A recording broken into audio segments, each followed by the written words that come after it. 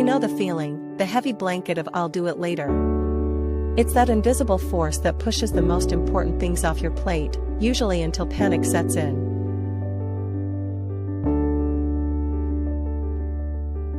We think procrastination is laziness, but it's often about managing emotion. It's an attempt to avoid the fear of failure, the discomfort of starting, or the overwhelm of the task itself.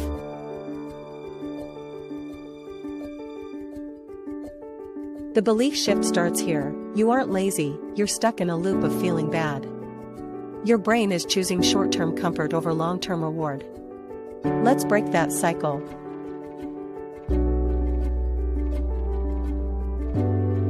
First, drop the shame. Guilt makes you hide, and hiding fuels more avoidance.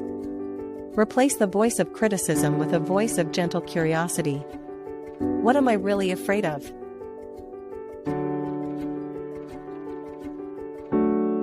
Now, the path to action is all about tiny, low-stakes wins. You don't need to finish the project, you just need to start the timer for 5 minutes.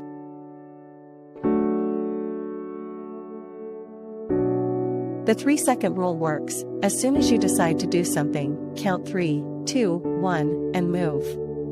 Overthinking is the gap where procrastination sneaks in.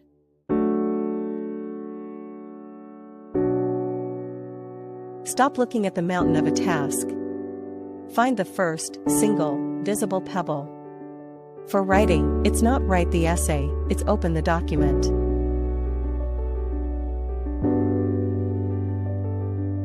When you're stuck, ask yourself, what's the smallest possible action I can take right now? Small doesn't mean weak, it means sustainable.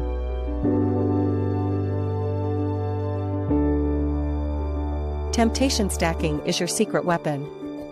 Pair the thing you have to do with the thing you love to do. Only allow yourself to listen to that favorite podcast while folding laundry.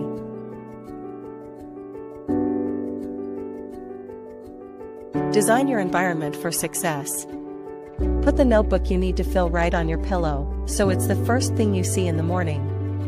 Reduce friction.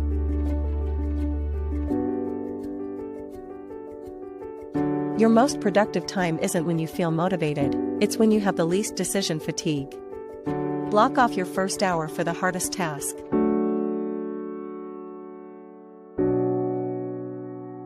Visualize the feeling of relief, not the result of success.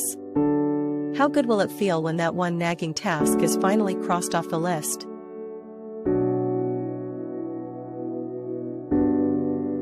Use the eat the frog concept. Do the single, ugliest, most resistance-inducing task first thing. Once it's done, the rest of your day gets easier.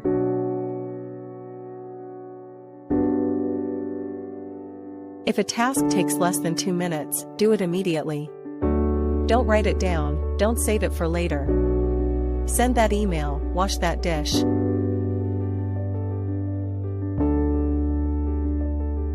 Accept that your work won't be perfect. Done is better than perfect. Perfectionism is just high-stakes procrastination in a nice outfit.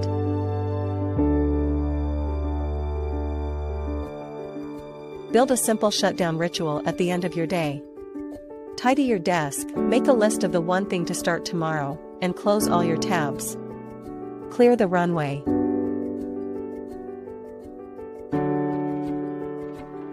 If a task feels vague, it's a magnet for delay.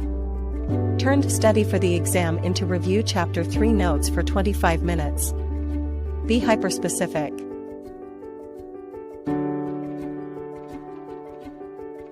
Take a scheduled, deliberate break before you feel burnout. Breaks aren't a reward for finishing, they're a tool for sustaining focus.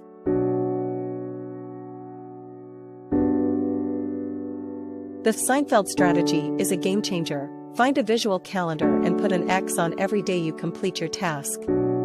Your only job is to never break the chain.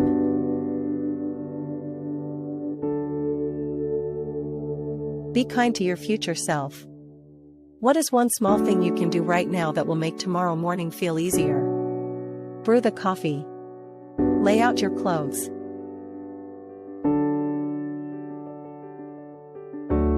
You are allowed to outsource the things you constantly delay. If filing taxes causes agony, it's okay to pay someone else to handle that emotional weight.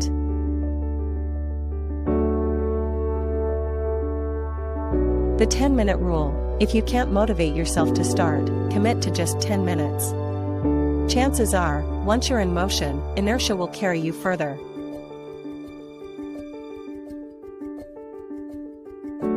Pre-commit to a reward. Tell yourself, as soon as I draft this one email, I get to make a cup of tea and look out the window for 3 minutes.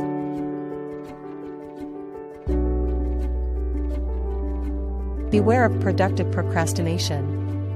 Ticking off small, easy tasks to avoid the one hard task is just another form of delay. Confront the dragon first.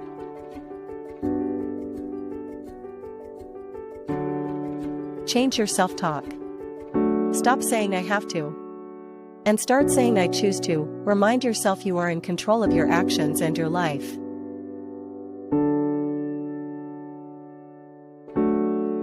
Sometimes you need an accountability buddy. Just knowing someone expects to hear from you or see your work is enough to break the paralysis.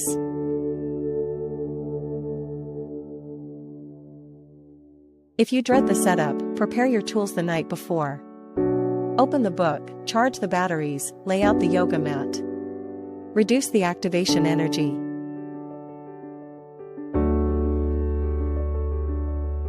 Remember that the fear of a bad outcome is often worse than the outcome itself. What's the worst that can happen if your attempt isn't perfect? You try again.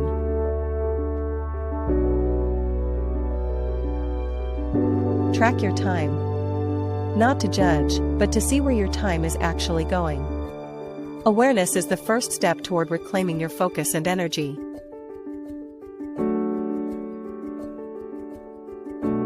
Think of momentum like a flywheel. The first push is hard, but every turn makes the next turn easier. Tiny effort builds up to effortless motion.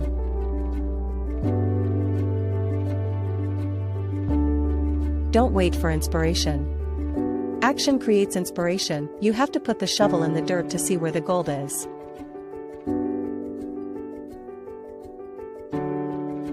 Imagine your future self. What would the you of tomorrow be grateful to the you of today for doing? It's always the small, preemptive action.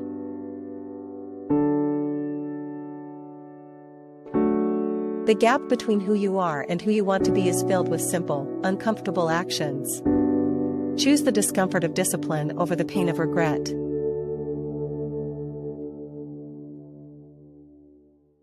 Every time you successfully choose action, you're training your brain.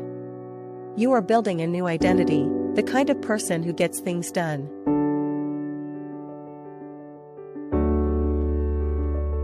Your only job for the next 5 minutes is to open the file, find the tiny step, and move. Just one step. That's all. Go now.